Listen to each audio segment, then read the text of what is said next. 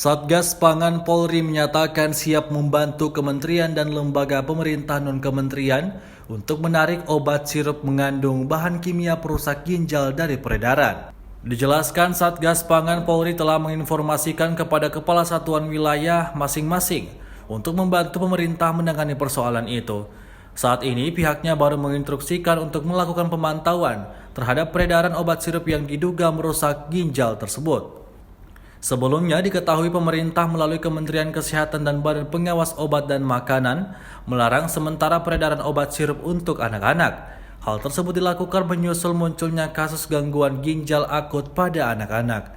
Namun demikian pemerintah tidak melarang penggunaan paracetamol, tetapi melarang penggunaan produk obat berbentuk sirup yang mengandung zat kimia berbahaya. Salah satunya ialah etilen glikol.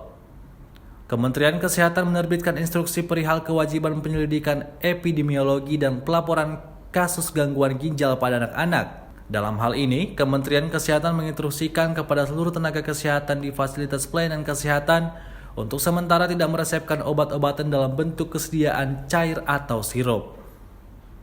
Instruksi tersebut sedianya harus dijalankan sampai ada pengumuman resmi dari pemerintah selanjutnya. Selain itu, seluruh apotek diminta untuk sementara tidak menjual obat bebas dan atau bebas terbatas dalam bentuk sirup kepada masyarakat. Hal itu berlaku sampai ada pengumuman resmi dari pemerintah mengenai hal tersebut.